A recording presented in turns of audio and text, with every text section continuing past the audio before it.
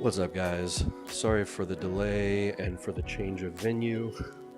We should be live now. We'll stall a little bit to give people time to come over to the correct stream. But it looks like we've got at least one person, so that's good. Yo.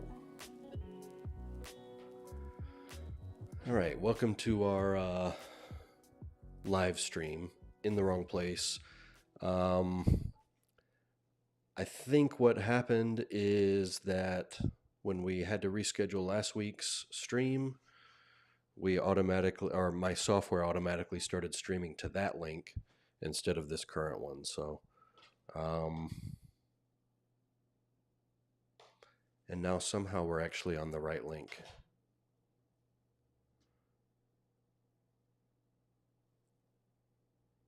That's bizarre. We're actually on the right link. Okay, hopefully nobody left.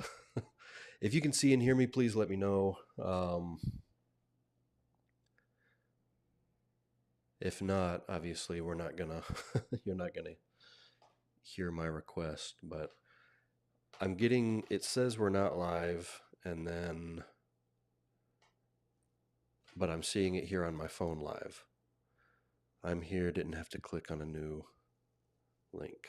Okay, that's good. I can hear you. Okay, then this is what we'll do. For some reason, our streams are all screwed up right now. All right, thanks, guys. I can see your comments. For some reason, they're not coming through in the streaming program, but I can see them on my phone in YouTube. So this is not going to be our smoothest stream ever. Well, it's already probably one of our worst, but we'll make do. I think you guys are here. You're hearing me. Ash and Christine are in the wings waiting for me to add them to the call. So we'll make it work.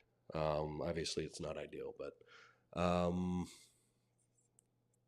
so with that said, let's add Ash and Christine.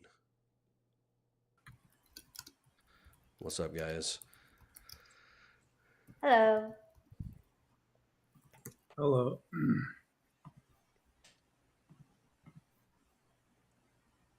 Hello. Hey, Ash. You look unusual. What's going on? I have a sty in my eye. Yeah, It looks unfortunately, horrible. Ash has a sty, and it's enough that he doesn't want to be on camera, so he'll just be a blur today. Or the disembodied voice of Dr. Ash leading us with wisdom. So today's topic, we're going to be talking about Outlier courses.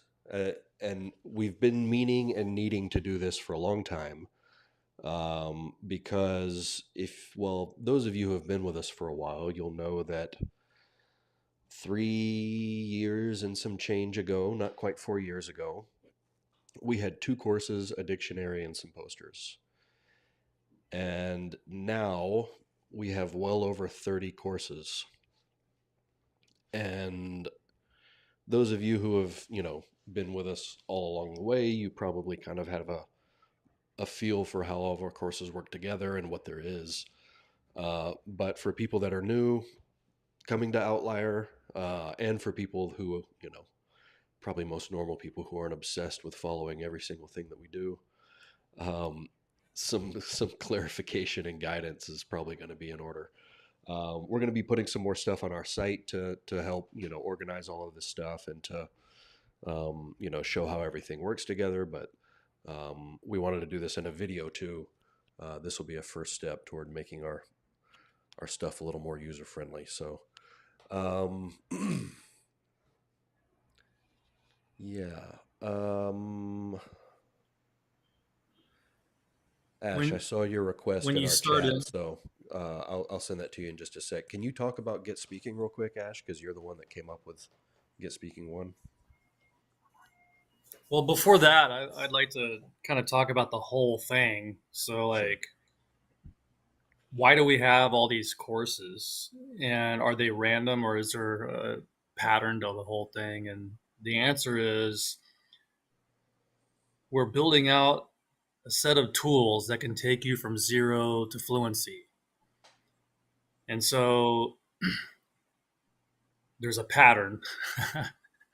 We're not just like randomly throwing courses out there. And so clearly you could guess where the pronunciation falls into that. Although I would say we prioritize that more than probably other people do, because I think pronunciation is probably the most important aspect of language learning.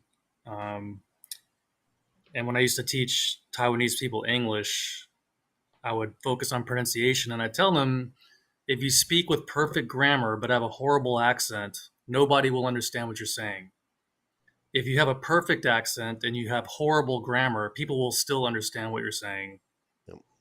So you really, pronunciation is king. And I can also tell you that I hung around with a guy for many years who had excellent pronunciation and I had horrible pronunciation, but I do characters better than him. But you know what? Nobody cared, nobody knew, and it pretty much 99.99% of the time would never come up that I could write characters. So if you want to be taken, that's another thing too, is the better your pronunciation is, the more you're going to be taken seriously and not just, hey, look at the 可爱外国人. If you can actually know, a ton in an area and not be taken seriously, at least initially. Maybe after, they talk to you a couple of times and realize, wow, this guy actually knows what he's talking about. But if your pronunciation is really good, you get that credit immediately. Yep. So there's just so many benefits of good pronunciation, and then actually this is a good segue into GSM, but having good grammar is also the same skill set as having good pronunciation, because what are you doing? You're listening to a native speaker and you're copying their speech. And so if you get good at listening to native speakers and mimicking what they're saying, you're going to get good at the language, because that's actually the only way to get good at the language. You can't read a bunch of stuff. I mean, you can, but reading is also very important, but it's important later in the game. Yeah. Early in the game, it's pronunciation, and then copying native speakers and mimicking the words they use, mimicking their intonation, mimicking, the grammar structures they use to express whatever. So GSM is actually built around this whole idea that A, pronunciation is super, super important. B, it's the key to having good grammar.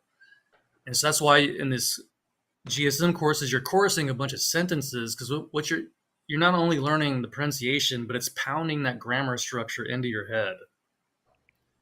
And like when I I worked at Far East Publishing in Taipei back when I was doing my PhD, and I would get these requests from my coworkers saying, "Hey, here's a sentence pattern. Can you make me some sentences with using this pattern?" And the pattern would be like subject 1, conjunction 1, subject 2, verb 1, conjunction 2. And it's like this, I mean, complete insanity. And here's the thing, I'm not even like an average Joe. I'm actually getting a PhD in a related area. So it's not like I haven't done a ton. Like when I did my PhD qualifying exams in my first PhD department, I literally learned 5 or 6 different ways of analyzing Chinese sentences with different grammar paradigms.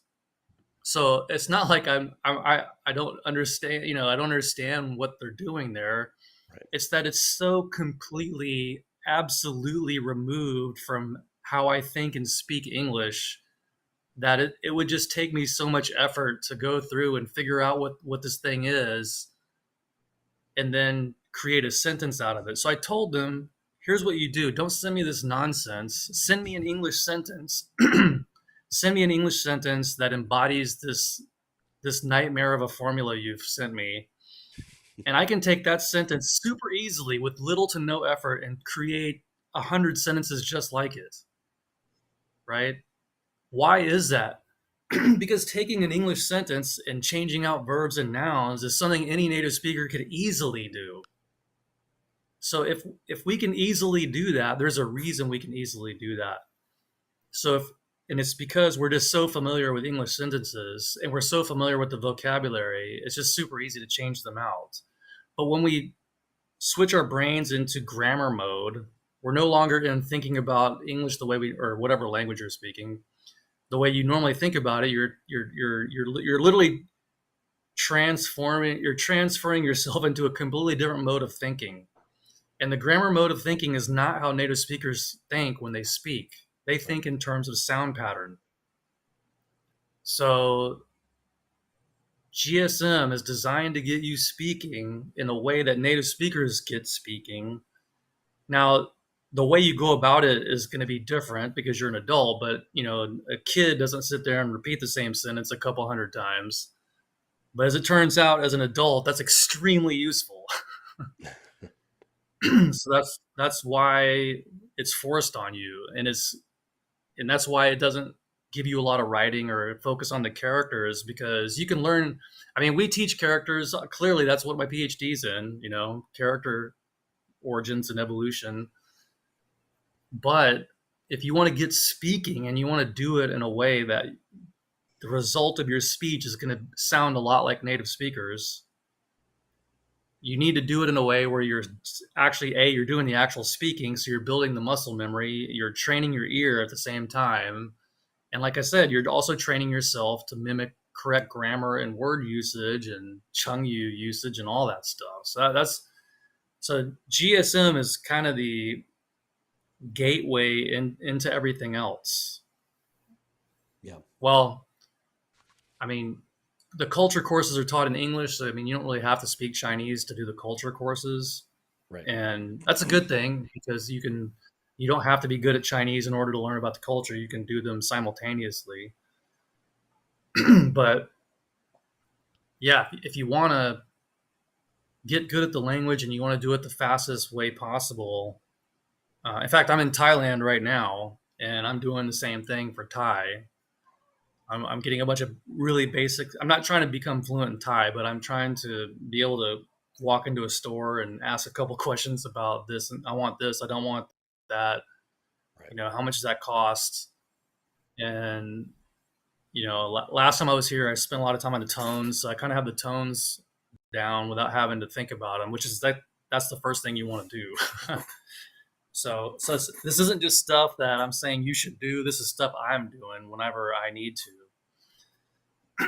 In Thai, clearly, even though it's a different language group, um, it's very similar to Mandarin in terms of it being an isolating language, and it has tones, and it has kind of the way the basic.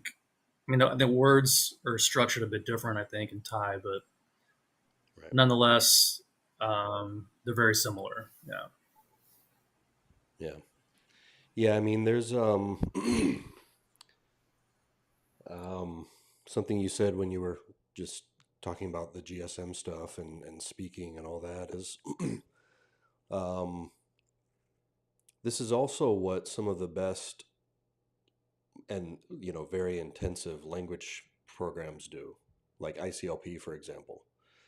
Their class time is focused entirely on speaking ability, right? I mean, you went there. You can talk about it more Yeah.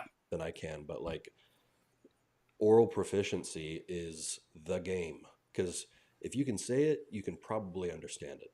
If you can say it and you know the characters, you can probably read it. If you can say it and you know how to write the characters, you can write it. Like, I mean, it's everything else flows from that. And so I think people have a tendency to focus so much on reading and writing, especially with Chinese, because there's that obvious difference between Chinese and Western languages, which is the writing system. But that's going about it the wrong way, really. If you focus on oral competence, everything else kind of flows from that. Yeah. So just a comment on one way that our courses differ from ICLP, and it's an important difference, and that is if you learn coursing and you learn how to do it correctly and you spend the time on it, you will dramatically improve your pronunciation, Yeah. and you'll do it in the fastest way possible. You will dramatically. I don't mean like John and I. We've had some of our customers upload their pronunciation, and like literally there was this one person, I won't say any names, but we heard them a couple times like, oh man, this is rough. Like I don't think this person's ever going to get there. And then like a week or two after we thought that, they uploaded something and we're like, oh my god, I can't believe that. Oh my, that is so good. How is that the Like same literally person? jaw Yeah. dropping. How, yeah, how is that? And the thing is, we even know, like, we're the ones that have presented this way of doing stuff to this person, and we're still shocked at how well they did. And it's Yeah. it's because if you use coursing, you will converge eventually. Your ear will get better over time. The better your ear gets, like people are always worried, but I don't hear it. It's like that's fine. Just start listening and repeating, and you might not get it today, but tomorrow or the next day or next week you will get it.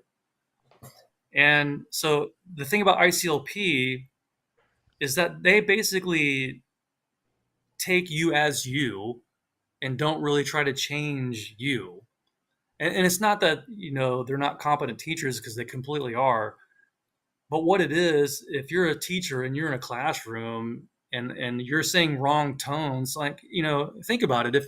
If 5% of your tones are wrong, it's completely within the purview of the teacher in class to correct your tones. And that if you take that, just hearing that it's wrong isn't going to cut it. But if you take notes on what you're doing wrong and find patterns and then go home and figure out a way to correct those systematically, that'll work. But if 95% of your tones are wrong, they just can't stop the whole class and focus on your tones, because Yep. they have other people to that they're responsible for. So basically, in that program, however you come in with your pronunciation, and the thing is, that's actually not an unfair way of doing things, because clearly, if your pronunciation's bad, you either don't think it's important, don't think it's possible, or you don't know how to do it. So for those first two, if you don't think it's possible and you don't think it's important, them spending time on it's a waste for everybody.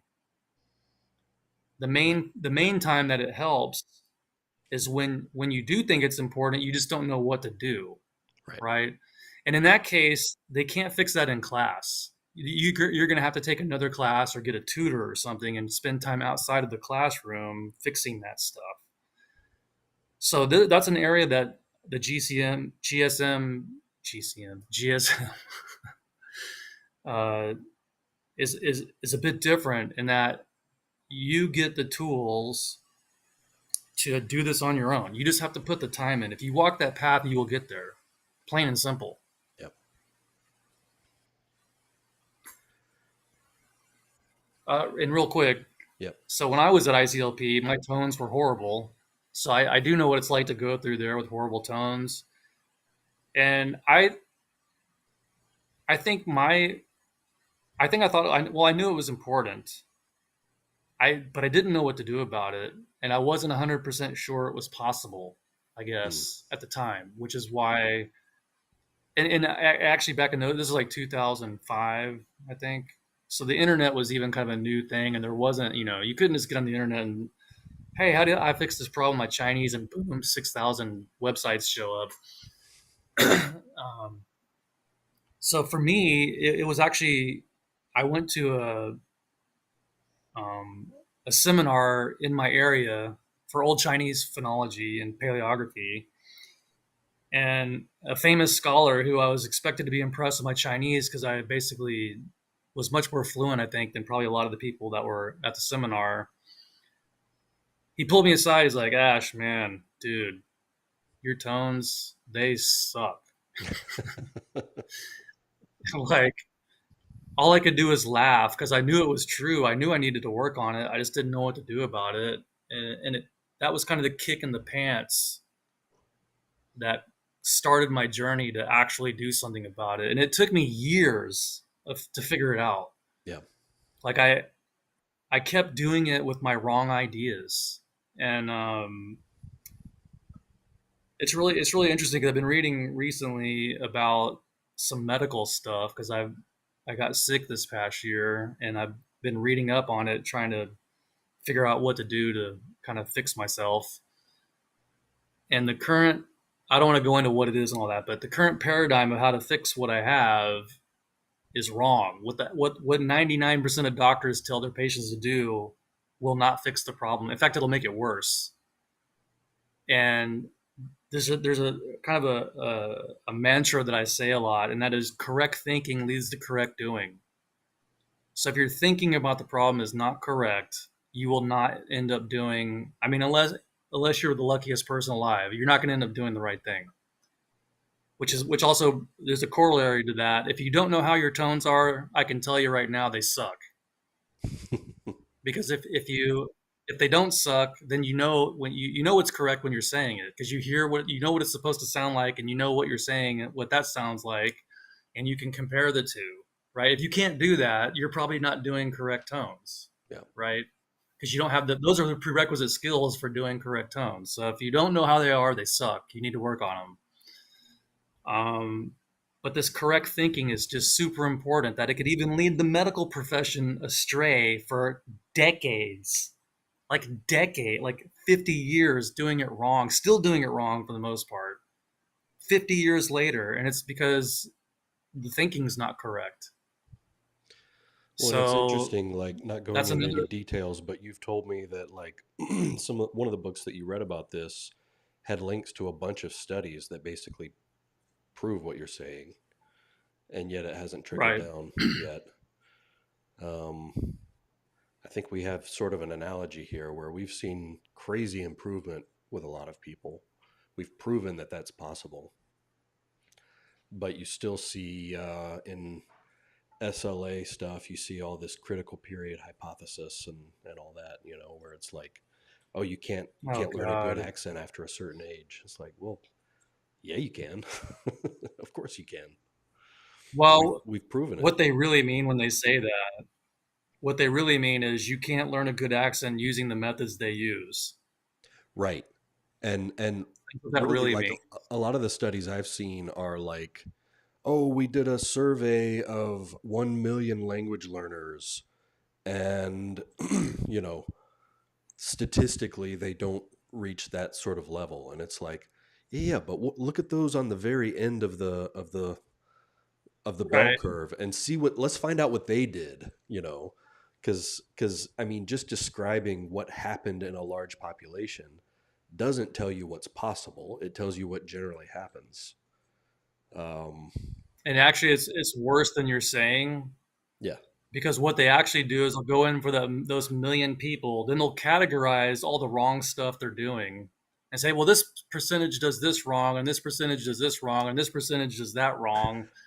But they never go figure out what are the people doing that are doing this right. Like so, I Yeah, as think the idea of talent. somebody said in the comments, you mean the outliers? Yeah, exactly. That's exactly what we mean. But I think actually, and I remember as a kid coming across this idea that some like I think my dad was telling me that in Soviet Russia they didn't believe in talent, Hmm. and I was like, how can you not believe in talent, man? I mean, talent's and so people they always talk about, oh well, you can do that because you're talented at languages, and somehow the idea being that you're born into it's almost like a caste system. You're born into, oh well, you're of the caste that can learn languages, but I'm not. Right. But the thing is, that's not how it works. Yeah. If you do what successful people are doing, then you will have success. Yeah. And the thing is, here's another thing that makes it seem not possible is that when you see the successful person, you see what they're doing, you're like, oh, but I can't do that. Mm. But what's really going on is that you don't have the prerequisite skills to start into what they're doing right now. But that doesn't Yeah. mean you can't acquire those prerequisite skills. So Yeah. it's the whole game is getting the prerequisite skills to do the stuff that successful people are doing. And I can tell you right now, I don't know what all the ways of getting there are, but I know one of the ways, and I know it's probably the fastest way. And the fastest way is chorusing. Yeah. Yeah. Yeah. I mean, yeah, chorus. I mean, what is language learning except for a process of imitating native speakers and learning how they talk, what sounds they make in certain contexts, right? And chorusing is a super concentrated form of that, you know. So it yeah, it just it fast tracks the whole thing.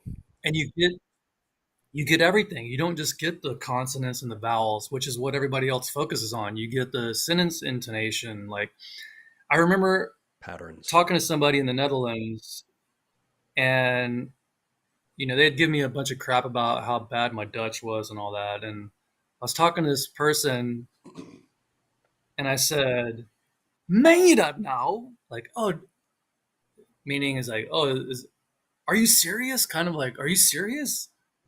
But like, think of a foreigner going, "Are you serious?" versus, "Are you serious?" Like Right. if you say, "Are you serious?" Like, well, you're deleting certain sounds, but they're the sounds a native speaker deletes, and your intonation is like a native speaker. That's what I did. I actually learned the phrase "made now" from just talking to people and hearing people saying it in that way. And since this wasn't a bunch of letters in my head that I was using my own native into English intonation to say it, I was actually just mimicking what I heard native Dutch speakers say. I said it correctly the first time. I didn't go through a process of learning how to say it correctly. I just said it correctly because I was imitating native speakers. Yeah. And that's a light really came on when that person was like, "Oh wow, man, that thing you just said, you sounded Dutch when you said that." Like, hopefully, I still do, but Yeah. So actually, I'm going to pull up our little visual aid here because we've got a whole ecosystem of stuff we want to talk about. Let me. That should do it. Okay. Yeah. So we've been talking about get speaking Mandarin, right? Now, Christine, you did part 2 and 3, and you'll be doing part 4 next year sometime. Yeah. Yes. Can you talk about how those So differ from one? for Get Speaking Mandarin 1, focus on the listening part and the speaking part, right? Because what we just mentioned that chorusing is the most important thing, that to train yourself into the system and get used to it. But for when it comes to part 2 and part 3, we have some extra aid for that comparing to the part 1. Now we have um, very small amount of the grammar patterns, but with a lot of sentences, example sentences. And we have, it's the same system for the get speaking courses. So you will have a lot of listening material, but we have the visual aid. So we have script for that because the sentences become longer. And now we have the actual conversation that you know how to use it in different situations. So, in other words, when So you say that's conversation, you mean get speaking one mostly focuses on the basic syntax. There's not much in the way of dialogues and stuff like that. But when you get to get speaking 2 and 3, there's a lot more dialogues and stuff, right? yes, in Get Speaking Mandarin 2 and 3, you have a each lesson you have two dialogues, so you can see how they do exchanges in the dialogue. Yeah. And then, yeah, like you said, more written material. Get speaking one, we don't want you guys looking at characters because we're trying to break you of those habits, right? Whereas get speaking 2 and 3, hopefully you've already broken those habits by then. And so we can start, we can start giving some more visual material as well. Um, and then Yes, Christine, and oh, go ahead.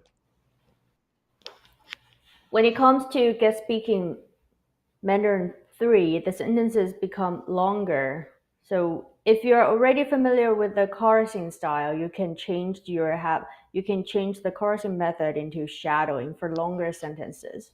But if you still want to chorus the shorter part, we also have the audio for that. We have shorter sentences, or we break them down into shorter chunks for you to practice that get used to the rhythm and get used to the sound.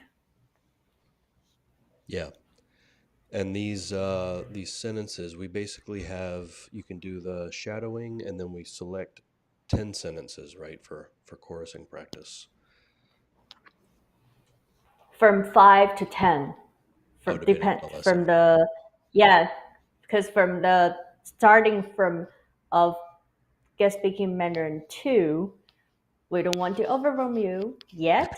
So we start with smaller or shorter sentences for you to chorus with, and then slowly builds up to 8 sentences. And when it comes to the Get Speaking Mandarin 3, you'll have 10 sentences for each lesson to practice with.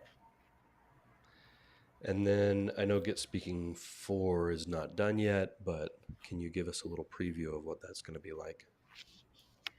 For Get Speaking 4, we know that whenever if we're learning in, let's say, language centers, or if we are using their textbooks or a lot of the materials you can get in the bookshop or online store, most of them will come to tell you or start to teach you the written format or the formal style of the text.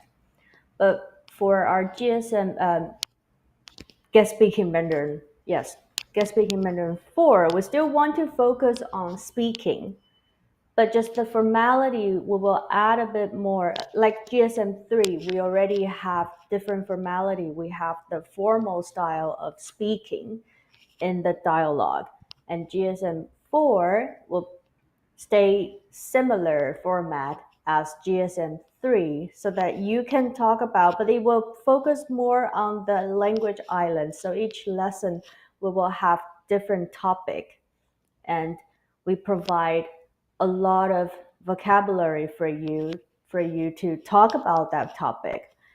It won't be, we want to provide as many topics as possible.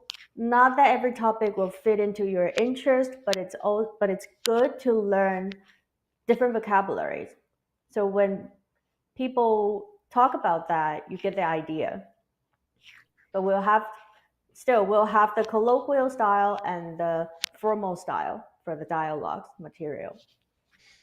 Yeah, I did see in GSM 3 there were situations like some of the dialogues were like job interviews and things like that, places where you would use more of a formal register or more polite speech.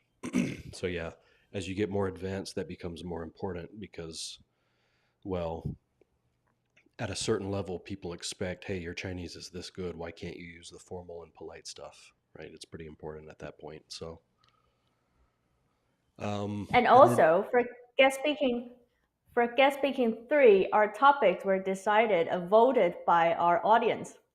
So we're going to do the same thing for GSM 4 as well, because a lot of you already learned Chinese a long time, and you know what you want, and you know what's lack out there. So we're going to fix that gap. oh, that's great. Yeah.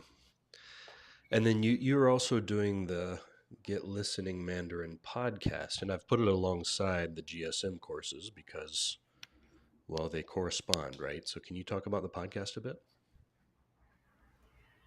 So the idea of designing this podcast is that when I was designing Get Speaking Mandarin 2, I have I had a lot of feedback from our students that they don't have enough listening material, especially for the graded stories or the graded content. So I had an idea that, oh, why not we just do a podcast for graded content for our users or our audience to practice their listening. And they can also use the material for a speaking practice, doing chorusing or shadowing. or just normal comprehension. So that's why we started the Get Listening Mandarin podcast. It has 5 different levels like foundations, basic, intermediate, advanced, and then mastery.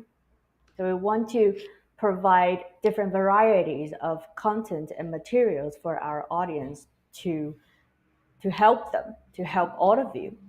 That's why the podcast is there. Yeah. Yeah. And so, yeah, those levels correspond with the different levels of Get Speaking. So, foundations is the same level of GSM 1, basic is GSM 2, intermediate GSM 3, advanced GSM 4. And actually, this makes me wonder, we can talk about this later, but maybe we should rename the GSM courses like GSM Foundations, GSM Basic, GSM Intermediate. That way it's more clear that they correspond. But and then Mastery is beyond GSM 4, right? So Yes. what does that entail?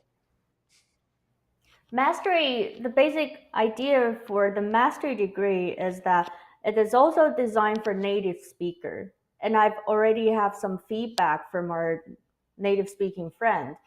They like the mastery content. That's more like the content even for native speaker. So if you can listen to advanced, I suggest you to try the mastery. You know how the authentic materials are. So that's the idea of presenting the mastery level there. Yeah. And so yeah, this is a full course to go from 0 to basically, well, if you're on the GSM track, up to like that'll be around HSK 5-ish. Is that right, Christine? Yes, 5 to 6 for 5 to GSM 6. Okay. 4. It will. We aim to reach to 6, level 6. And that's of course the well, actually, I guess level 6 is the same for HSK 2.0 and 3.0, right? 2.0, yeah, the latest one they have level 7 to 9, but that will fit into the mastery criteria. Yeah, yeah. So the level 6 is the same for both versions of the test. It's just that 3.0 goes farther up to level 9. Yes. Um, yeah, so that'll be mastery, and of course, we've got a few courses that fit into that mastery level already. Like for example, the Chinese News Boot Camp. Now, this is a course that you can take. Probably, what would you say, Christine? This is like an intro to reading newspapers. Probably around GSM 2 or 3, you can go ahead and take the course. But of course, reading news, Yes, you know, the it format is a little bit different, yeah, but once you get used to the news format, then it will become easier because now you can decode the text, you can decode the news. yeah. So really, the news course is if you're GSM 2 to 3 or above, um, and you want to be able to read the news, that course is appropriate, basically for any level above GSM 2. Um, yeah, and that was taught by Andrew Methvin, who um, his company used to be called Slow Chinese. That's why it's listed there, but they're now called Real Talk Mandarin. But still, their focus is on news. So he did a really great job with that course. Um, and then other courses that we have that I would say are also like from intermediate to mastery level are the movie courses, and you've taught both of those too, Christine. So can you talk about that? So when we started to discuss about learning Chinese through movies, was the idea that John used the "you're the apple of my eye" to practice pronunciation. You chorus the full movie, right? Every line. Just about every line, yeah. Well, I've told the story before, but I'll go over it briefly. Um, a friend of mine told me to watch this movie, and she sent me a link on YouTube for this movie, and it didn't have any subtitles, and I found myself completely stumped. I couldn't understand. Like, I would get bits and pieces, but you know, I I felt like I should have been able to understand a lot more because I was at quite a high level in my language classes. And there was nothing that they were saying that should have been all that difficult for me to understand. But I was confronted with, this was material made by native speakers for native speakers. And so it was like, oh, people are taking it easy on me when they talk directly to me. They talk slowly, they talk clearly. I'm clearly a foreigner, so. Um, but then, yeah, when I had to like try to understand,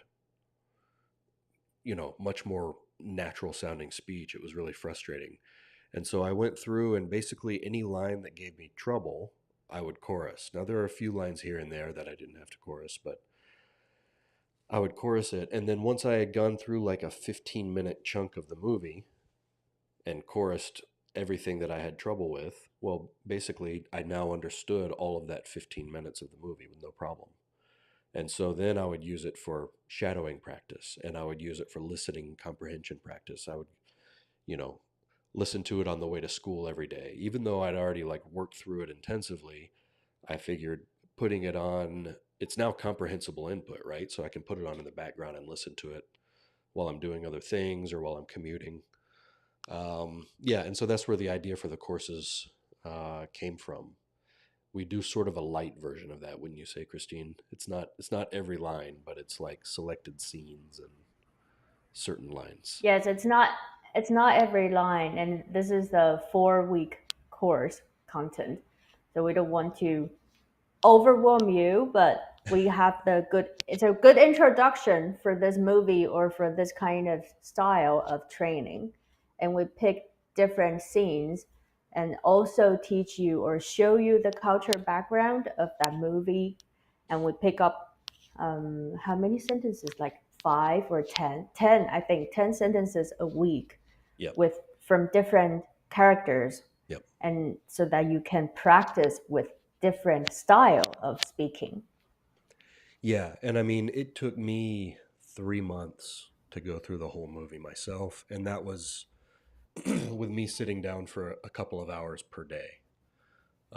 So yeah, obviously that's just a ton of work for one course, but these are basically tasters of using the method, and then you can take it much further if you want, yourself. And then there's also the weekly live sessions that you basically taught in Chinese to like fill in cultural info and all that kind of stuff. Yes, so for our beginner learners who were not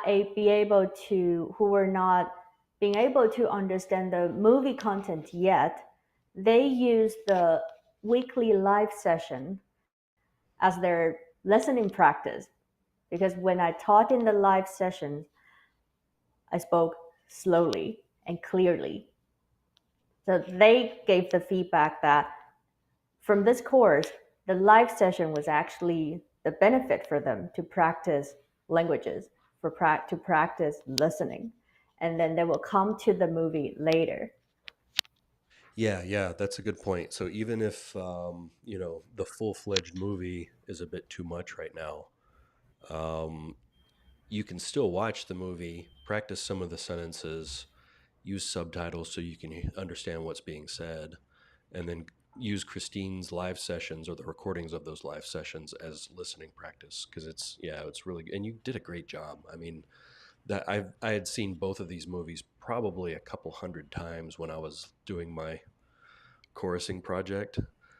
Uh, I still learned a lot of new stuff about the movies, stuff that I didn't catch previously, or like cultural knowledge that you filled in, or just various little things that I didn't know before. So yeah, it was really fun taking those courses myself. Thank you. It Yeah. was fun for me to prepare for those two movies as well. There are a lot of, it's just so rich of content, culturally and linguistic wise. Yeah. It's perfect. And so, yeah, we're going to be doing more of these movie courses. I don't think we've decided on a date for the next one, right? But um, we definitely do Not have, yet. as I say down here, more coming in 2026. Um, and yeah, Yes.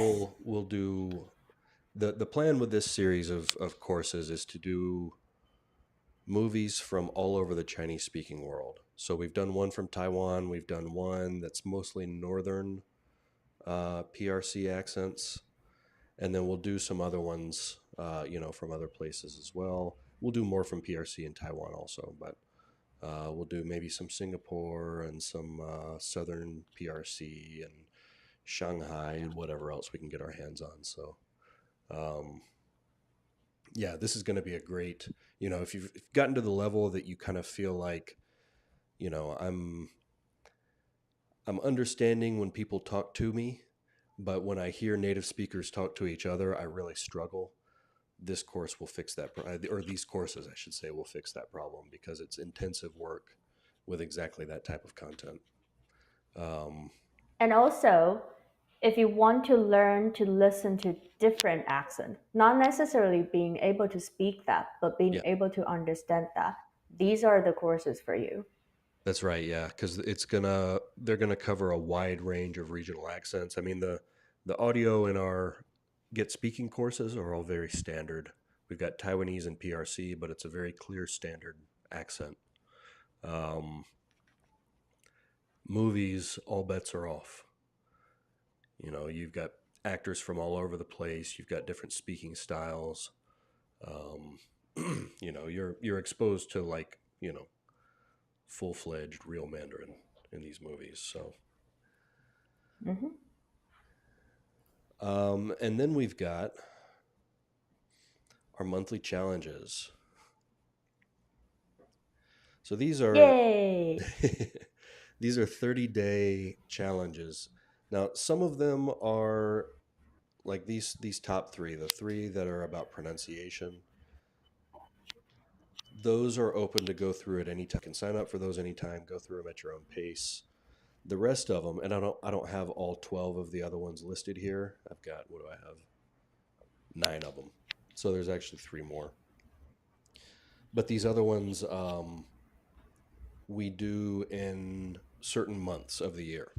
So you can see if I zoom in, we've got July challenge, August challenge, October challenge, etc. Right? So those we basically open up about a week before that month starts, and that way everyone is going through that challenge at the same time, those same 30 days. We do weekly live Q&A sessions, but the challenges are meant to target specific issues.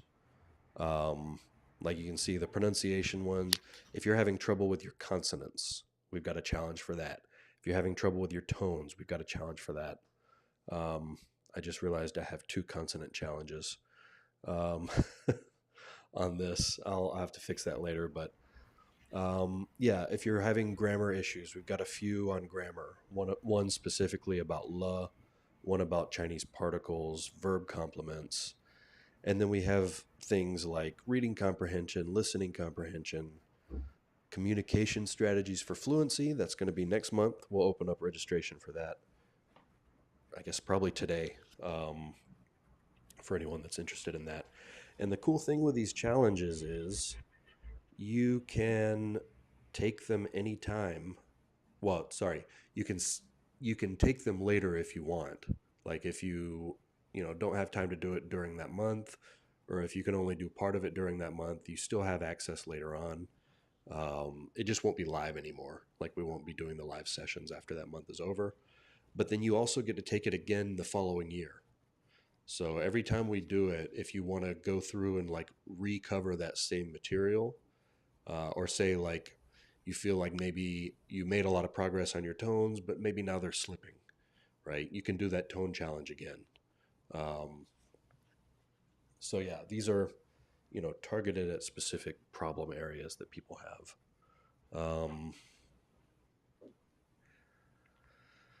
Oh, I should mention we have We did promise there was going to be a surprise for people that come to the live stream, right? I don't think I Yes. call it a surprise, but a special thing for people that come to the live stream. Guys, our Black Friday sale is live.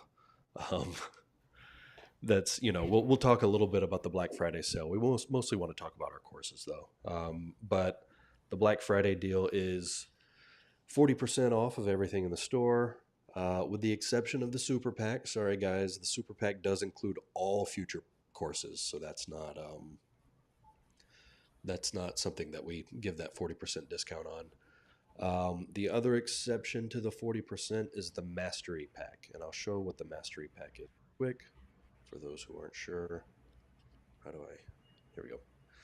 The Mastery Pack includes all of GSM, including Part 4, which is forthcoming, the character course, the pronunciation course, the boot camp, the news boot camp, I should say, and all of our 30-day challenges. So it does not include the movie courses or the culture courses, but it really does include everything you need to get from zero to fluency. That pack is at full price, it's like $3,800, I think. Normally we sell it for $2,000, so it's a big discount.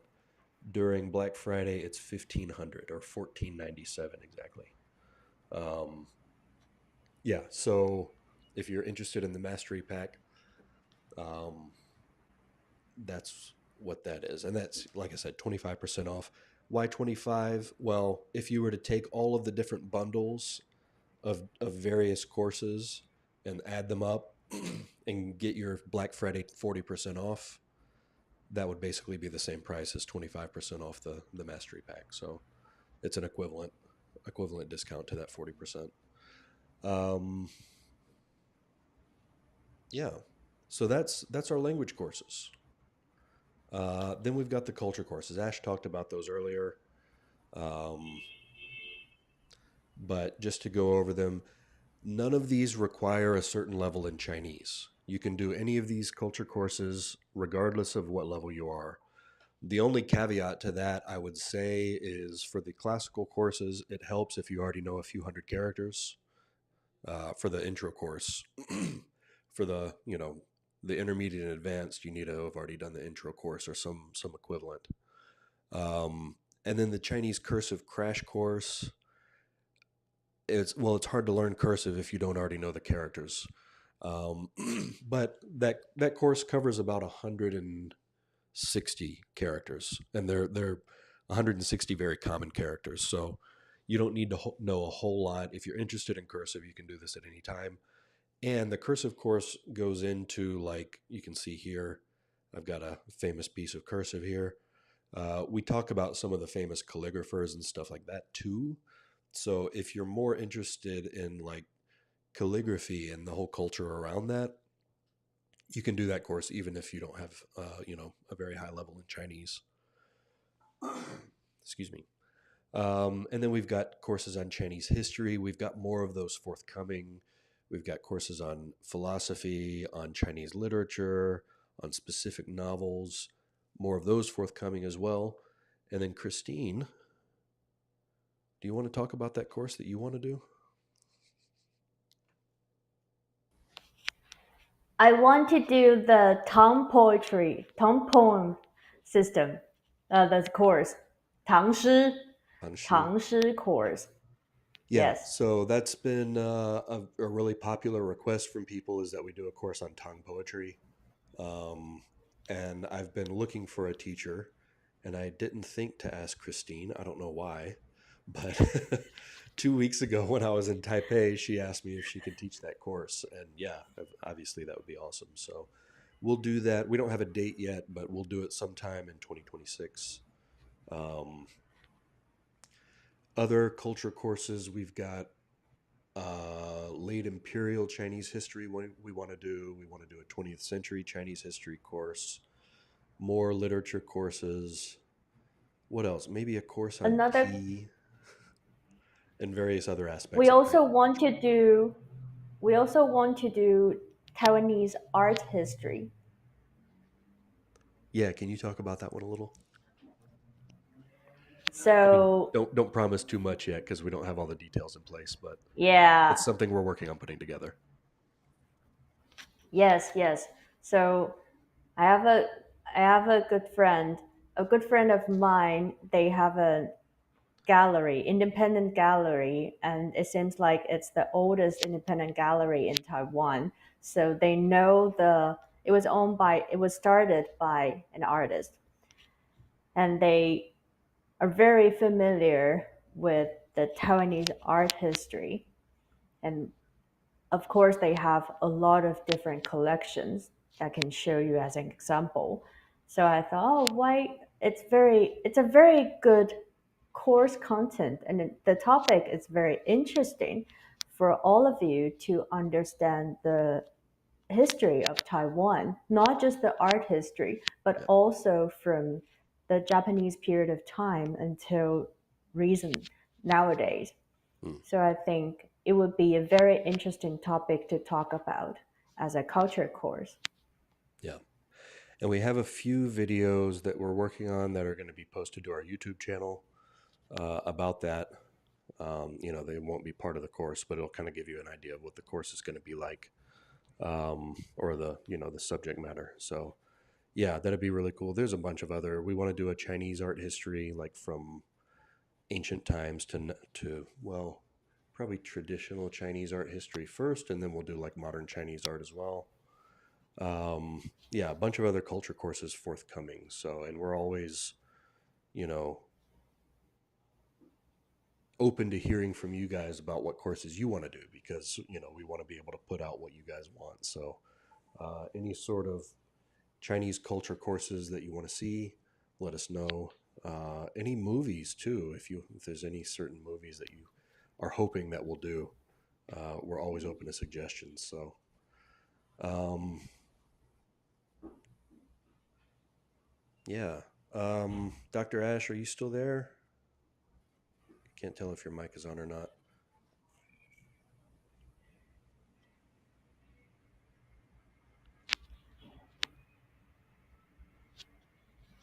Okay, I think maybe Dr. Ash isn't with us. Oh, when's the Cantonese stuff coming? Well, we need Dr. Ash for that one. Oh, he says he's here on Slack. I think maybe your mic might be off, Ash.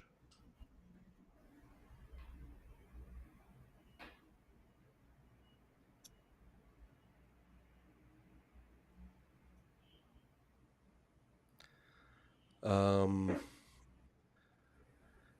Ash, I'm gonna kick you off and then just rejoin the call. Maybe that'll fix it.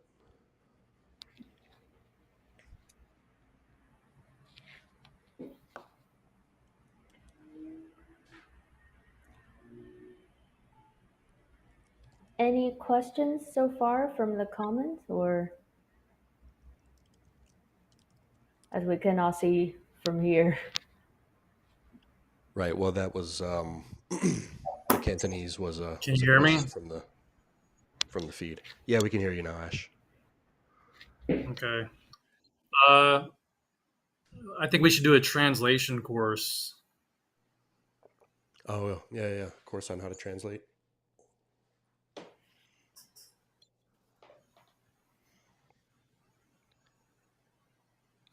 We had a question about when is the Canto course coming? Cantonese. Yeah. I mean,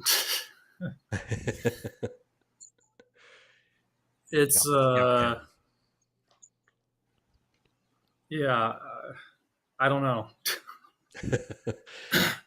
A lot of the content is probably more than half the content is done already. Well, let me rephrase that. Has been written. Yep. I'm still working with Daphne on getting the rest of it written, but to be honest, I haven't been very good about it. It's my fault. No. Um, just so much stuff going on. It's just hard to keep up with everything. Right. But hopefully, early next year. Yeah. I think that just from having seen how much you guys have done, that I think should be doable. Probably we could probably announce it in quarter one and start in quarter two, probably something like that. No Right. guarantees to you guys watching this, but uh, that's, I think at the moment, that's probably what we're aiming for. So, um, yeah, Cantonese. Oh, Christine, speaking of Fangyan, Yes, you said you wanted to do Taiyu, get speaking Taiyu. yes, we want to design a guest speaking Taiwanese course or like an intro course. It won't be as long as GSM, but it Oh, will be good enough for you to get around. okay. So like a sort of crash course with some basic phrases and whatnot. Yes, And then if there's yes, plenty of interest, then we can do more full fledged courses later. yes. And we Hmm. can Yeah, if you're also, interested in Go ahead, Ash. if you're interested in learning about how the 3/3 with the first third tone becoming a second tone, if you think that's complicated, I suggest you take the Taiwanese course. Then you'll find out what complicated actually is. Because in Taiwanese, every don't single tone has a change tone. Yeah. don't scare people away. No, it's fascinating. It's not intimidating. Once you It, learn, Fascinating and there's terrifying. no yeah. the rule is no rule. Just feel it, right? Um, Yes, we have another question or a suggestion, maybe. Maybe you could get sponsored by the Taiwanese government to do Taiwanese. That's probably worth looking into. There might be some grant money available. yes, yes. I've Yeah. already got my relatives to recommend that when I suggested to do the Taiwanese art history course. And they said, oh, we should get the government funding. And they're now supporting that. So maybe the Taiwanese course, we can get some funding as well. Yeah, that'd be cool. um, yeah, okay. Any other thoughts about our course ecosystem? Let me put the whole thing back up on the screen. Any particular ones you want to understand, or the challenges topic, or any other courses? One we didn't talk about, and I think this is a good one for Dr. Ash to talk about. What's this, Ash? This Chinese character masterclass. What's that about? Yeah, it's kind of a mystery, actually. Yeah, so I mean, anybody that's been with us for any amount of time, I mean, this is kind of our we got our start doing Chinese characters. Well, this class is different from any other Chinese character class. Like, I've never seen anybody explain characters like in a way that's actually coherent with how characters actually work. And this course does exactly that. If you take this course and you understand the concepts in there, you will become so much better at learning characters and remembering them and being able to recall them than anybody that hasn't taken this. Um, yeah, it's designed top to bottom to explain all the concepts you need to understand in order to learn characters and remember them most effectively. Like, for instance, a lot of dictionaries don't tell you what the original meaning of a character is. And you might think, well, why do I need to know the original meaning? And it's the reason you don't have to actually memorize the original meaning, but when you're learning a character's form, the original meaning is the only meaning that's guaranteed to be directly related to the form. In other words, if you want to know why does this character look like this, you have to at least read what the original meaning is. Um, it also talks about how, like, for instance, how meanings are related. And you might think to yourself, well, why is that important? Well, if you're going to learn, thousands of characters, if you could learn the minimum number of meanings per character possible, you would want to do that, right? And if you think about it, if you could drop two meanings from each character you learn for 3,000 characters, that's 6,000 pieces of information you don't have to learn. So we teach you how meanings are related, how they change over time, and how to basically the rule being if you have three meanings and you can guess meaning two from meanings one and three, well then don't learn two. Just learn one and three and you'll be able to guess two in context when it appears.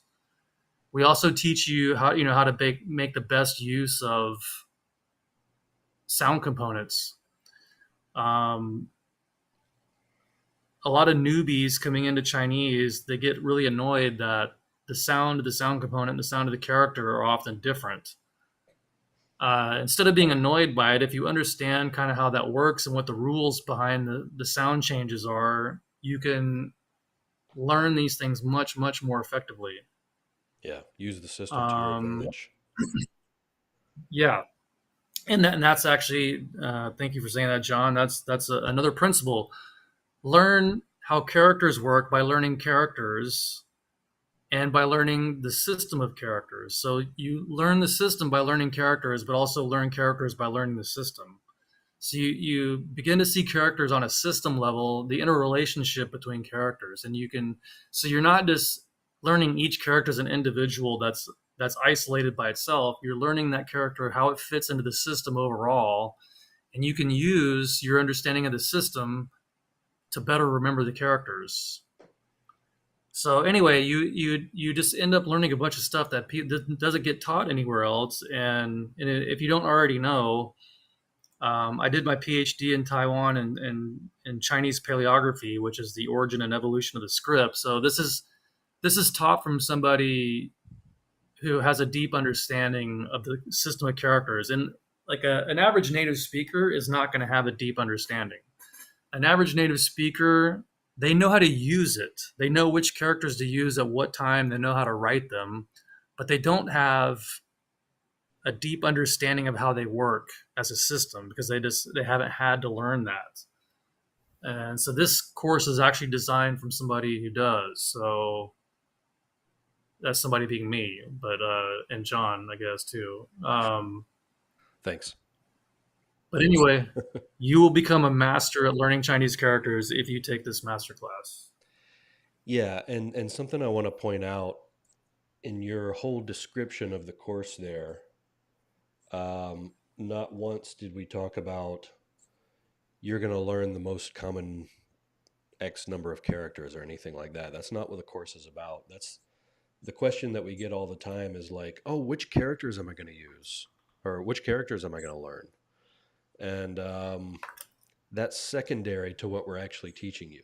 You know, the point isn't you're going to learn your first 100 characters or whatever. The point is you're going to learn how characters work and how to learn them effectively, which is way more valuable than cramming your first 100, you know.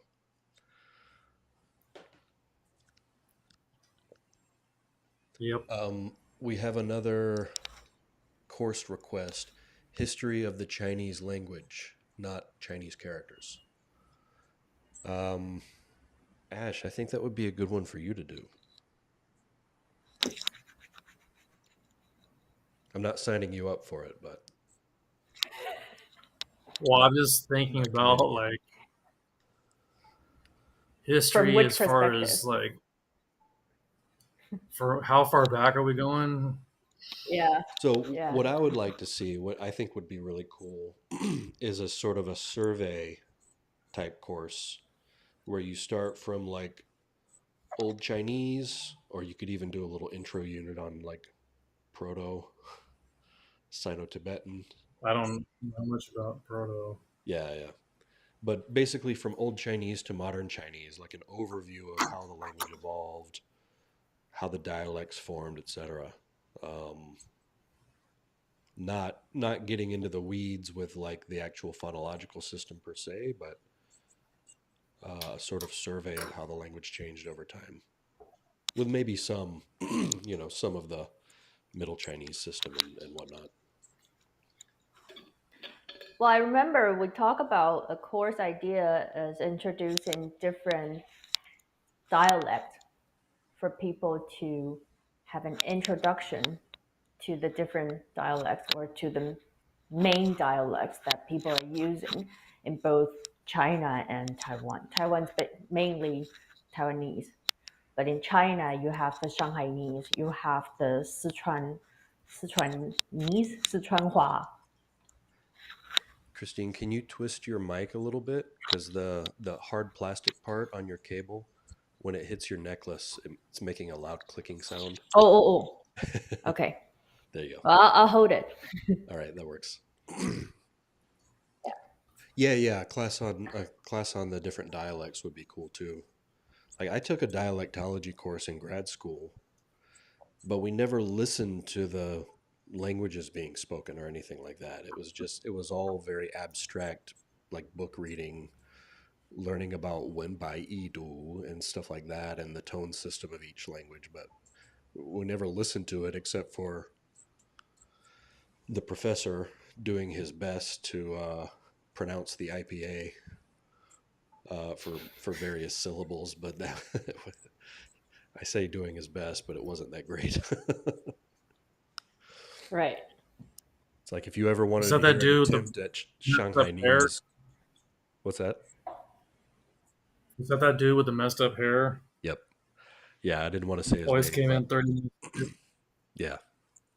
It was like, yeah, if you want to hear an attempt at pronouncing individual syllables from Shanghai Hua, but with a strong Taiwanese accent, that's the course for you.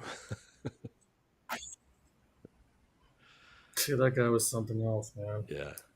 Interesting subject, but yeah.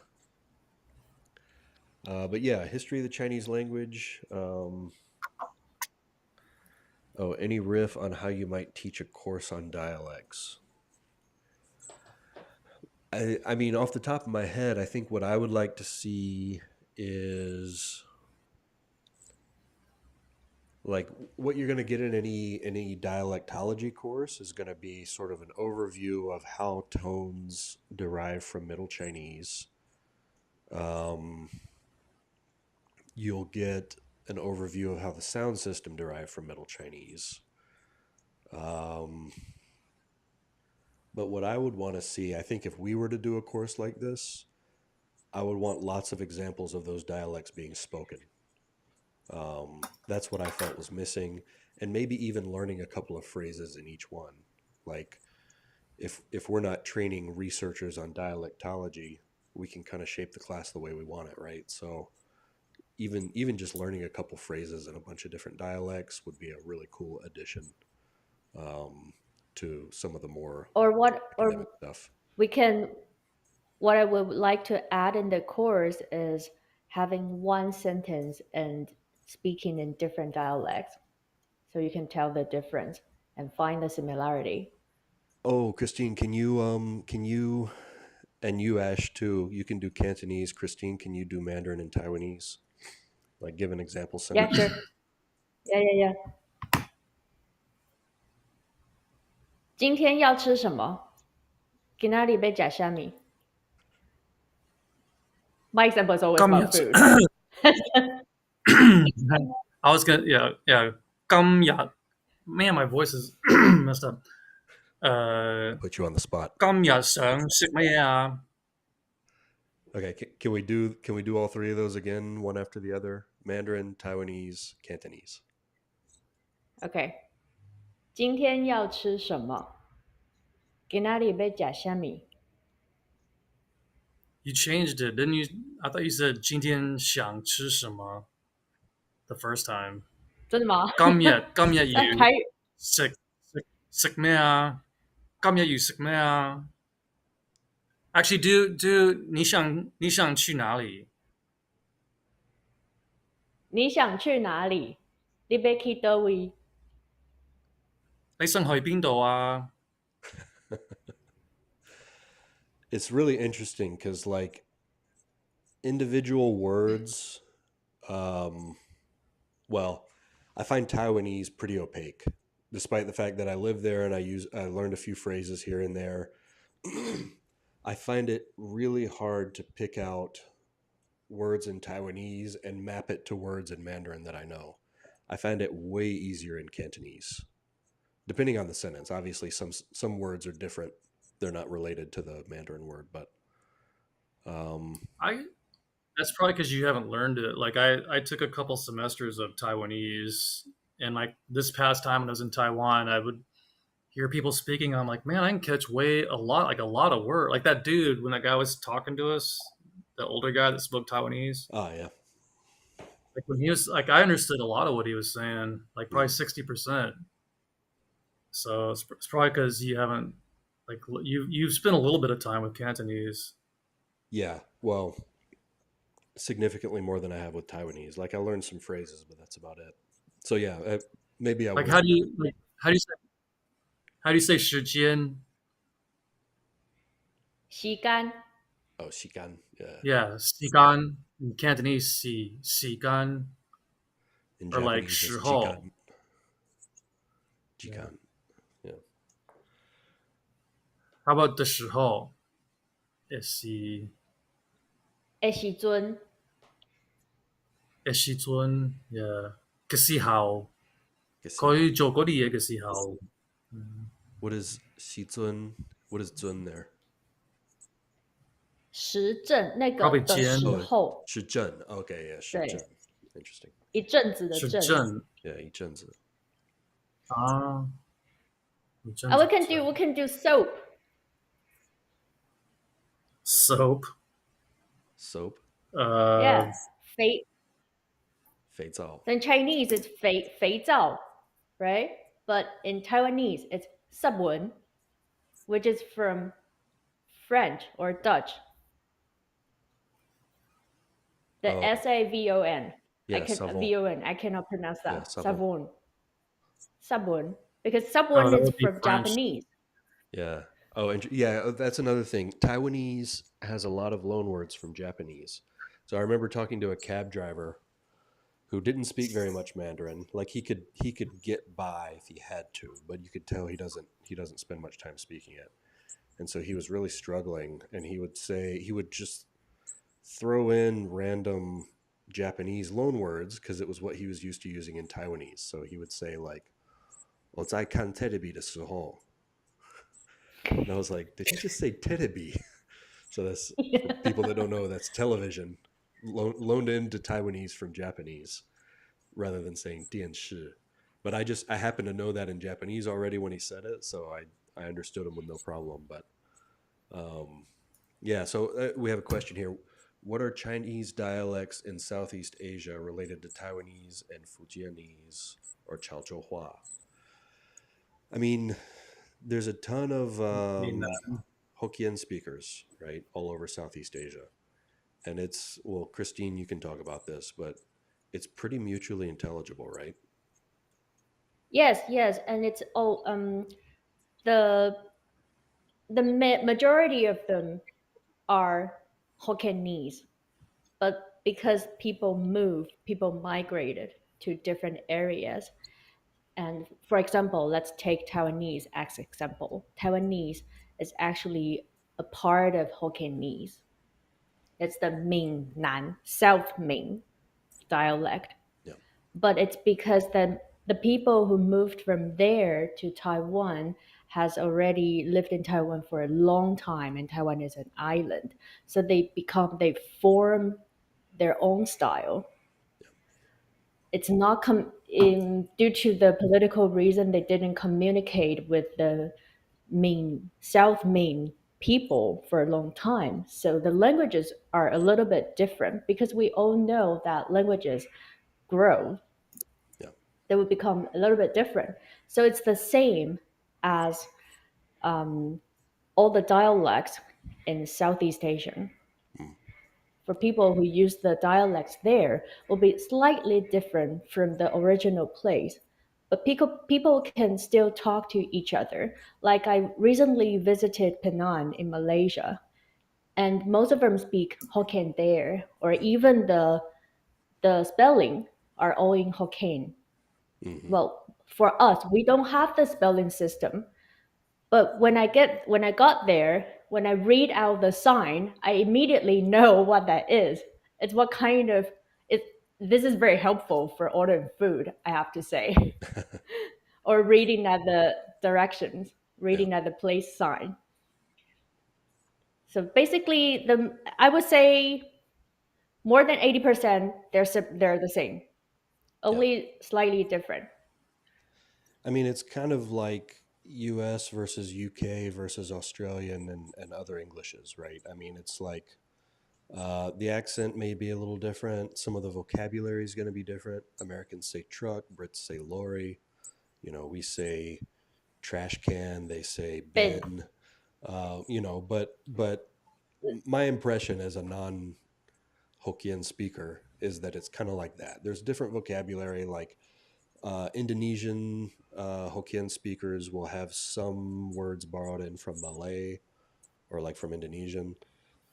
Filipino Hokkien speakers will have some vocabulary borrowed in from the Filipino languages, but by and large, it's pretty mutually intelligible. I have a friend who we went to college together, and she's from Indonesia, and then we reconnected after I had been in Taiwan for a couple of years. And I remember talking to her, and she told me that she's a native Hokkien speaker. I didn't even know that when we were in college together. I just knew she was Indonesian.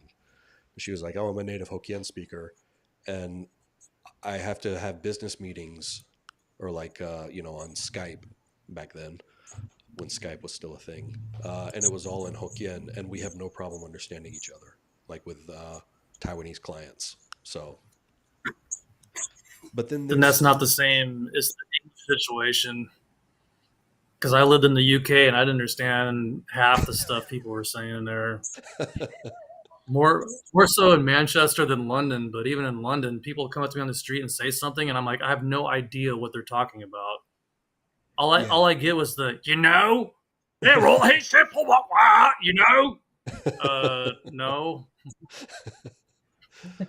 Yeah, And they well, get really mad at me for not understanding. I'm like, I'm sorry, I'm not trying to not understand. You're just talking very differently from how I talk. yeah. Well, and I think too, in a business context, you've got a real financial incentive to make yourself understood and to understand the other person. So probably more willing to work with, that. But, um, well, what about Cantonese? There's some Cantonese speakers in Southeast Asia too, right? Mm. Yeah, a lot. In fact, pretty much if you meet anybody that's ethnically Chinese from Southeast Asia, in all likelihood they're going to either speak Hokkien or Cantonese at home. I Yep. mean, there's some Chaozhou as well, but Yep. those are the two main ones. And also Hakka. I guess Hakka's kind of all over the place. Hakka's But everywhere. there's Yeah. a Hakka's Yes. weird in the sense that there's so many different types of Hakka, and they tend to be very different from each other. Yeah. Yeah. And then Chaozhou For example, is another. Go ahead. Hakka in Taiwan, just only in Taiwan, they have two different types of Hakka, Yep. and they don't understand each other.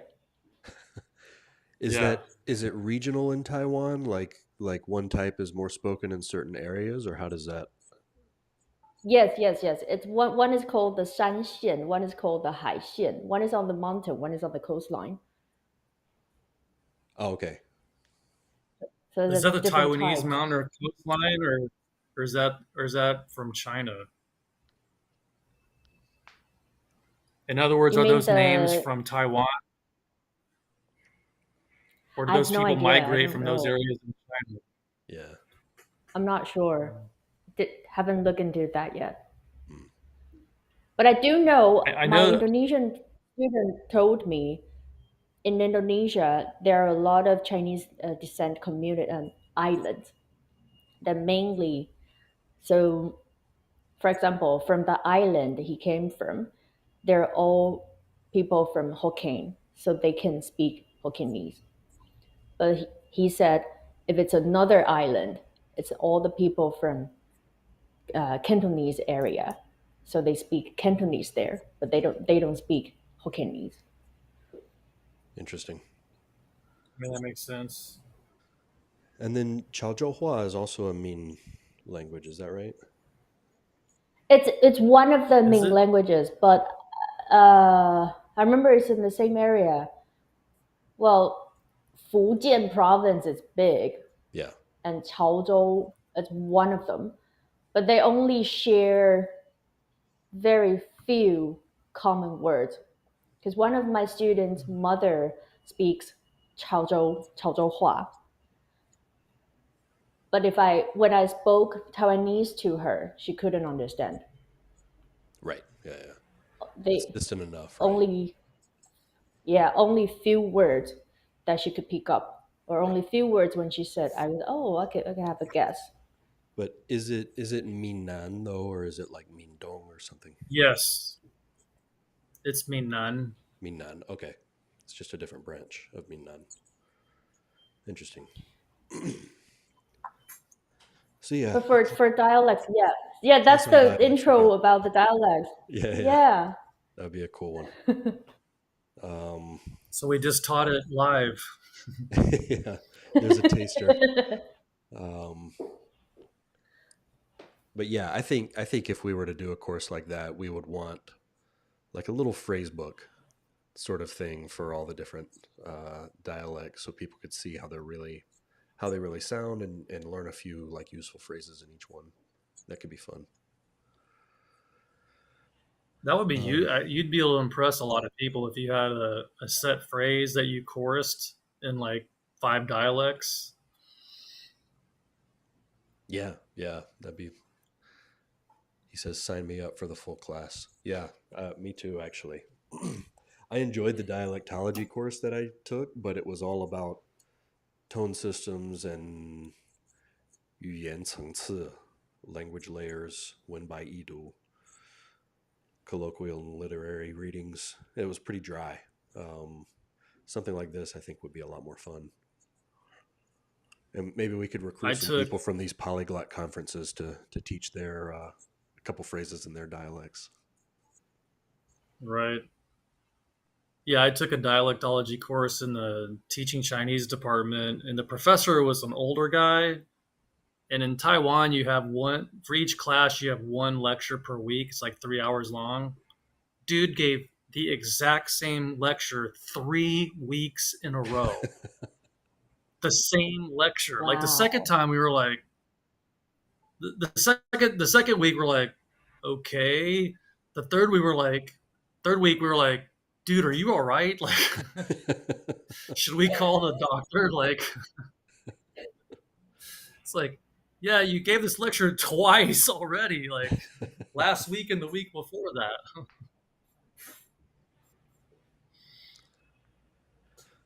So yeah, dialectology class. I would also, well, we've talked about this before. We talked about history of the Chinese language, but we've also talked about doing a course specifically on Middle Chinese phonology, maybe one on Old Chinese phonology. Um, that would also be really cool. We have some people in mind, but we'll have to see if we can get them to do it. And if not, then Dr. Ash would be a prime candidate for that one too.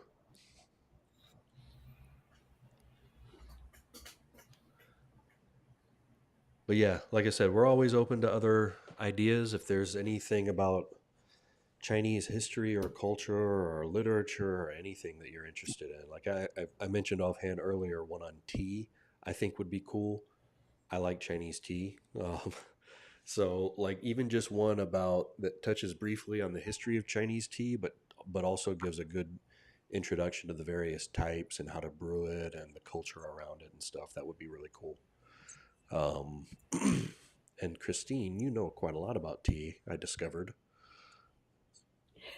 Maybe you could do that one. I think so. Yeah, it'd be fun. Tea is good for you, good for your health. Yeah. Oh, we have another question. Japanese stuff, perhaps. Yeah, well, we want to do these culture courses for Japanese too. We're going to be doing. I'm not sure when exactly, but we're going to be doing Get Speaking Japanese two and above. Also, basically, what we have for Chinese, we want to build out for Japanese as well. Um, if there's enough interest for like Cantonese and Taiwanese for us to build out all of that stuff for those two, we could do that as well. It just depends on what people want. But yeah, Japanese for sure. There's enough people learning it that I think people would definitely be interested in that kind of stuff. T class would be amazing. I agree. We have a candidate in mind. I won't say who, but I'm not sure if he's going to have time to do it. That's the question. Um, food and drink would, yeah, that would be a food and drink and stories about it in culture. That would be awesome. Yeah. We could talk about bear paws, fish and bear paws. If you Yeah. anyone who took, I think it's the intermediate, it's either intermediate or advanced classical Chinese course when we read the passage about the fish and the bear paw. I think it's the intermediate course. Um, Ash and I actually found a restaurant last year where they sell bear paws as braised bear paws as a dish. Uh, it was, what was it, Ash? $2,000 US for that dish. Yep. Needless to say, we did not try the bear paw. But the wait staff there said it was actually a really popular dish. They get a lot of wealthy Chinese tourists in that area that we were in. So I think the apparently it's word I quite think the word popular. you're looking for is gangster. Gangster. Yeah, That yeah, table that's next right. to us. There were some gangsters there at the restaurant. That's true.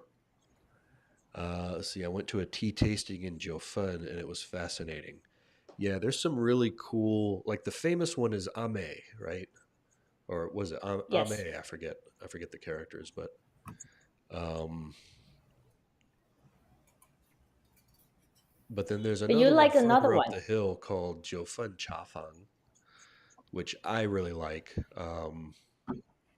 But yeah, there's some great tea shops there, and also in Maokong. Um, yeah,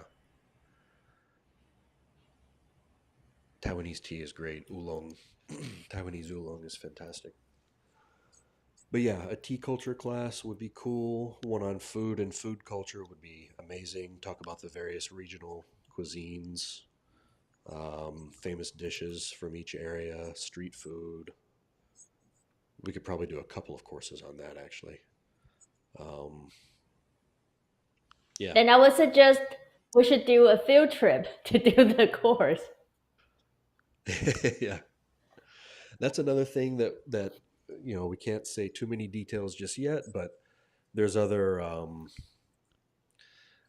ideas that we have for things like retreats in China and Taiwan, like language immersion retreats and things like that. Hopefully, we've been like planning and talking about it for a while. Um, we have a yes in the chat, so I think that's an endorsement. Yeah, so hopefully in 2026 we can either actually put the thing together and do it in 2026, or at least get it ready and announce it and do it in 2027 or something. But yeah, if you guys are interested in that, please let us know because the more interest we hear from you guys, the more we're going to have a fire under our butts to put the thing together and actually do it. So if it's something that people would be interested in, like a week long immersion trip, we'll probably do it in Taiwan first because it's easiest for us. But if that goes well, we'll do one in China as well. If that's something you guys would be interested in, let us know because we have some even potential partners that we could work with to put something like that together. So, um, yeah, guys, anything else about our courses or course ecosystem or forthcoming anything?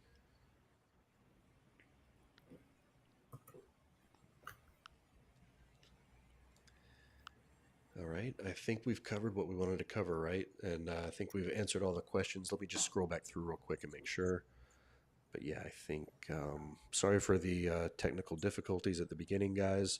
And like I said earlier, our when should GSM 4 come out? Let me finish what I'm saying here, and then I'll let Christine talk about that. Like I said earlier, our Black Friday sale is live. Um, the discount should be added automatically, unless you're on the new platform. If you're buying something on the new platform, you'll have to type in the discount code. That code is BCFM2025. So Black Friday, Cyber Monday 2025. BFCM2025. But on the old platform, our main website, outlierlinguistics.com, anything you add to your cart, the discount should get applied automatically. So that's live. Go ahead. And if there's anything that you're wanting, we're also going to be doing some daily specials. So for the first day, that starts now, through the end of Thursday. So that's tomorrow, my time. It might be 2 days from now, your time. There's we're doing a raffle. So that's the first daily special. We're doing a raffle. Every $50 you spend gets you one ticket in the raffle. The winner gets a free GSM4 course, or if you're not at that level yet, you can swap it for a different level. So yeah, whoever wins that raffle gets a GSM Get Speaking Mandarin course for free, and we'll be doing some other daily deals too. So keep an eye out for those. But I don't think any of the deals are the type of thing that you're going to go, oh, if only I had waited a day or two, I could have gotten this. I think most of them are, if you buy something today, you can get this sort of thing. It's not something that you're generally going to feel like you've missed out on if you waited. Yeah. Okay. So Christine, 2 questions here. What is Get Listening Mandarin, and when should GSM4 come out? First, the GSM4 is planning about summer in 2026, around that time. And Get Listening Mandarin is the podcast. It's a free podcast available on all the podcast platform, and it's also on our YouTube channel. And we have the full transcript in our community. So if you're interested in the podcast or interested in the community, feel free to join us. Yeah, so the podcast is entirely in Chinese. Christine writes basically sort of short story or narration type texts and reads them aloud. They're graded, so they're at different levels. I'll put our visual aid back up on screen. So from foundations through mastery. Foundations through advance corresponds with our 4 Get Speaking Mandarin levels. And then mastery is anything beyond Get Speaking Mandarin Part 4. Like she said, the podcast is free. And if you want transcripts of the podcast, those are free too, but they're in the community. So if you're already in the community, you get them already. If you're not in the community, any episode of the podcast, whether you find it on YouTube or on a podcast platform or anything, they'll all have a link for how to sign up for the community and get those transcripts for free. Yeah. Can you show the podcast sign a little bit bigger so people can Yes. take a photo for that? I got a lot of people asking for taking a photo for that. Yeah. I mean, if you Here have we go. Apple Podcasts and you just type in Get Listening Mandarin, it'll show up. The other ones, I haven't tested that, but it should show up. It's gotten enough views now that it should be showing up in search results. So, but On that's Spotify it works as well. That's how I Spotify. Okay. did. Yeah. Yes. Cool. Yeah. So that's the podcast. It's a really great resource, guys. I mean, it's, for getting more exposure to Chinese at a given level, or like, say, if you're an intermediate and you want to challenge yourself, you can listen to advanced, right? It'll take more Yes. time. Like maybe if you can listen to intermediate for leisure and understand it with a few problems, advanced is a good challenge, right? Or if Yes. intermediate is a bit of a challenge, but you mostly get it, well, basic is going to be pretty easy, but it's good for some volume without having to strain yourself. So I would recommend finding which level you feel like you're learning some new stuff, but it's not super challenging. That's your base level. And then occasionally try one level above and one level below to get some extra practice at different levels.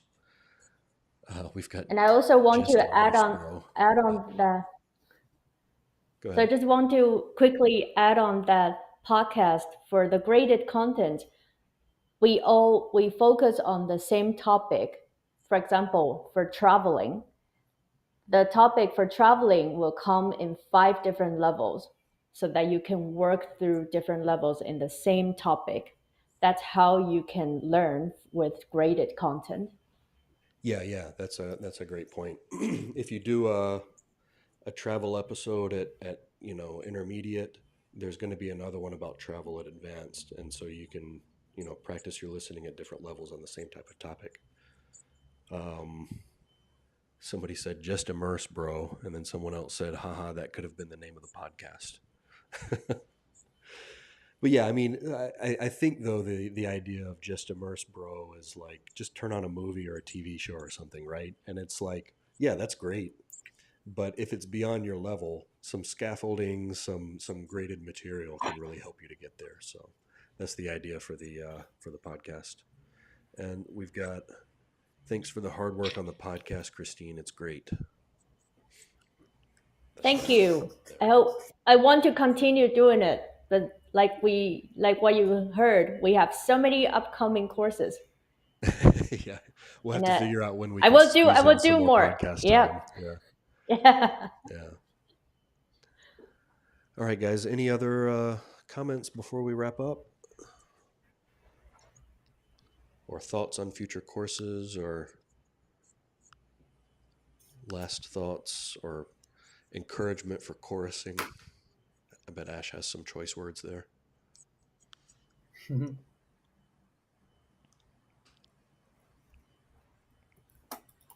Yeah, my words are do it. Yeah, it really is like the results we see from people with chorusing is really, it's pretty stunning. I mentioned in an email last week that we met a guy at the Polyglot conference who does a lot of chorusing. And I will say it took a couple of minutes for me to notice that he wasn't a native English speaker. And he's Spanish, he's from Barcelona. Once he told me he was from Barcelona, I could kind of pick out some things in his accent, and the more he talked, it became a little more obvious. But like first impression, his intonation and everything is very American, you know. And then his Mandarin too was like, wow, this is really good. Like he sounds like he watches a bunch of Taiwanese YouTubers. Turns out he watches a bunch of Taiwanese YouTubers, and he choruses their stuff, and he does shadowing. And he had, this some of the stuff that we were saying about chorusing earlier, some of the stuff Ash was saying, he was saying the same exact stuff. So it's, this is not just us. This is other people that have used the method and have discovered the same things for themselves. It doesn't just help your accent, it helps your listening comprehension, it helps your grammar, it helps your phrasing, everything. So do it, as Yeah, Ash said. John wouldn't shut up about it at the conference. He's like, I'm gonna have to tell our students I didn't tell them to say any of that. It was a shock to hear. It was like, man, the stuff he's saying, it could have been me saying it. Like he's saying the exact same stuff that I say. So yeah, that was pretty fun. We'll post that on our YouTube channel soon, probably after Black Friday is finished. But all right, guys, I guess let's go ahead and wrap up. Thanks for your time, both of you, and thanks for everybody for coming.